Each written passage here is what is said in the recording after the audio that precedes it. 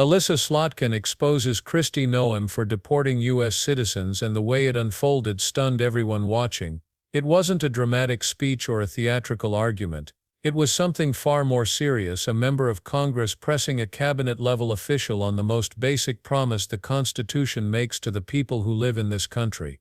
And for almost a full minute, Noem couldn't answer the simplest question anyone in her position should have been able to say instantly. Have you deported American citizens? The silence, the deflection, the confusion, none of it made sense. Thank you, Chairman. Thank you for being here. You know, Michigan's a border state, so we need each other. We have a very big bridge that's being inaugurated, ribbon cut in September. We need that to be fully staffed. We have a lot going on in Michigan as a northern border state, so we need each other. But what I'm concerned about is that you've taken the mandate to close off the border beyond going after, as you say, the, quote, most dangerous illegal immigrants. I'm a CIA officer. I work my entire life to protect the homeland. If someone's here illegally, they need to not be here. They've committed a crime by being here. They need to go back to wherever they're from. But my concern is that either through sloppiness or intent, you have gone far beyond going after the, quote, most dangerous illegal immigrants and gone into legal immigrants who were given the ability to be here, and even American citizens. And when I think about that, you know, there are lots of people in this country, including me, who have families who fled this kind of environment where they have no rights, where they have no due process, where they don't have habeas corpus. So while I'll be the first to say, coming from a state that was won by Trump, that there is a mandate to do something about the border, I think it is absolute dangerous overreach to go beyond that and start picking up American citizens and people who have the legal right to be here, lawful immigrants who have done everything right. So first and foremost, do you acknowledge that your department has made some mistakes, any mistakes, in going after either American citizens or legal immigrants here in the time that you've been in office?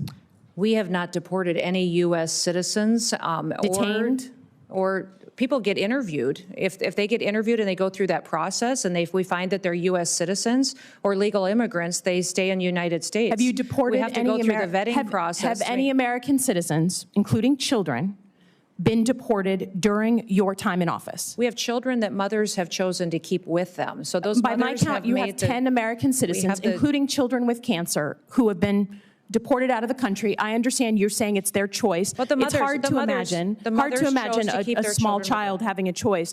But have you gone after legal immigrants? Again, your standard in your opening statement was the most dangerous illegal immigrants. Does that include PhD students and master's students at colleges across the country, unarmed? Are they the most dangerous illegal when they have status and no weapons? I don't decide who gets status through a student program. The Department of State decides that, and we enforce it. Oh, come on. That's what our Department of Homeland Security does. I just would offer that, again, I have no qualms with going after folks who are here illegally. That is not my concern. That was part of my job, was to prevent people from coming here illegally in a former life.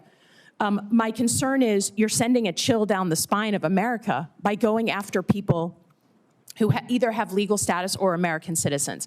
And when my colleagues ask you about habeas corpus, and you say, literally, we can review the tape, that you believe it's a right the president has, you sat here in front of all of us and swore an oath to the Constitution, and that is not at all what habeas corpus is. It is a right that we all get, that American citizens get, that people who are in the United States legally have.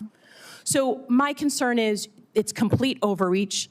I don't think American citizens, even those who voted for Trump, believe that you should be able to just grab someone off the street, sloppy, who has the legal right to be here, and certainly an American citizen. And I just am concerned that while you say you're going after the most dangerous folks, what you're actually doing is going after folks for political reasons, right? A PhD student that's unarmed is not at the top of the list. And we're not deporting U.S. citizens, and we're not deporting people who have legal status here. 10 American citizens have been deported. If the children have gone with their parents, it's because their parents wanted them with them. So let me ask you another question about cybersecurity. You know, you've cut $500 million from the budget. what specific programs are you cutting? Because there are programs that really aid states and locals that we depend on for cybersecurity. And we know that right now, while we may have good security in the federal government, if you are a local state official, you're depending on the federal government. So have you cut the ISAC program, the program to states and locals on cybersecurity? The president's recommended budget has a reduction in $491 million. Does it cut that program? I've heard the talking point. And what it's doing is putting cut the CISA program back on mission. And it's you can't ensuring say that this is the most cybersecurity is going to be strengthened. You cannot say it's the most cyber-secure administration if you're cutting the program to my state and to your state. It will and if you be look when on record, that's what you've cut. I yield back. Time has expired. Senator Hawley. Thank you very much, Mr. Chairman. Secretary Noem, good to see you. Slotkin wasn't trying to corner her. She wasn't playing politics. She was demanding the kind of clarity you expect from someone who has the power to detain, remove, and separate families. But what made the moment explosive wasn't the question. It was the way the answer kept slipping further away every time Slotkin tried to pin it down. The longer it went on, the more it felt like we were watching the curtain pull back on a system that was much less controlled and far more reckless than anyone had been told. The tension rose instantly when Slotkin asked if the department had gone after U.S. citizens or lawful residents by mistake. Noem repeated the same lines, insisting that no citizens had been removed. But Slotkin kept pressing because something didn't fit. Reports had surfaced of children with medical conditions being taken across the border alongside their parents. According to Noem, those children simply went with their families as if a sick 8-year-old could freely choose to leave the only country they've ever known. Slotkin pushed back, refusing to let the answer hide behind phrasing that didn't reflect real-world consequences. Viewers could feel the air in the room tighten as Noem kept circling back to the same claim: not deported, just with their mothers. It sounded like the kind of explanation crafted to avoid admitting anything, not one meant to clarify the truth. And the more she repeated it, the more glaring the gaps became. But the uncertainty didn't end there, because Slotkin wasn't only talking about children. She had also been hearing about adults with full legal status being swept up by enforcement teams. Then Slotkin took it a step further, shifting the focus toward legal immigrants, students, researchers, people with documentation approved by the government itself. She described PhD students and master's students with clean records being detained, questioned, or removed. They weren't criminals. They weren't threats. They were highly trained individuals studying in the U.S., and according to the information Slotkin had gathered, some of them had been lumped into mass enforcement actions that made no distinction between violent actors and young people carrying textbooks. Noem tried distancing herself, saying she didn't decide who got student visas. But Slotkin wasn't talking about paperwork. She was talking about enforcement actions supposedly reserved for the most dangerous offenders, somehow extending to academic researchers and exchange students. And online, speculation grew that some of these removals happened after routine check-ins or scheduled appointments, moments when people thought they were complying with the rules. Those claims remain unverified, but they spread fast because so many viewers recognized the pattern: sudden detentions that looked less like targeted operations and more like wide net sweeps. The moment Slotkin brought up constitutional rights, everything escalated. She reminded Noem that the Fifth Amendment protects persons, not just citizens.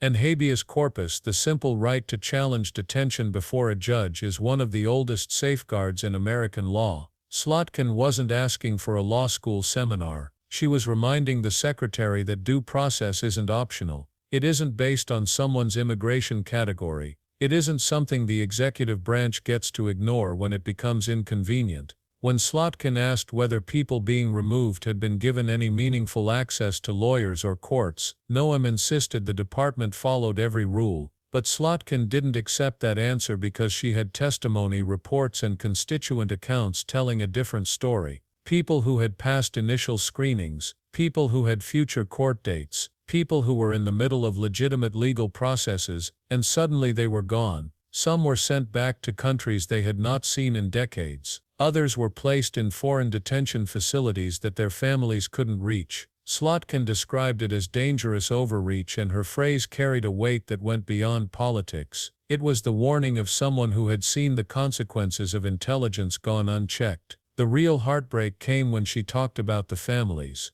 A small child with cancer. Teens who had lived in the U.S. nearly their entire lives, parents working stable jobs. None of these cases matched the picture of dangerous individuals that high-level officials kept referring to in hearings. These were people with community ties, medical needs, education plans, and life histories rooted in America. Slotkin's voice sharpened when she said the department was sending a chill down the spine of America, because she was speaking from experience. She had worked in national security, she understood border protection, and her concern wasn't about enforcing the law. It was about enforcing it so sloppily, or so aggressively, that innocent people were being caught in the crossfire. She was essentially asking how many mistakes have already happened, how many weren't caught, how many weren't reported, and how many more could happen if no one steps in. But before Noem could fully address those questions, Slotkin pivoted to another issue that blindsided the room. The debate shifted abruptly to cybersecurity. Slotkin confronted Noem with documents showing that nearly $500 million had been cut from the programs states rely on for digital protection. These cuts, Slotkin argued, left local governments exposed at a moment when foreign cyber attacks were rising dramatically. While the federal government might have strong defenses, cities and counties depend on national support to keep their systems secure. Slotkin demanded to know which programs were being eliminated or downsized.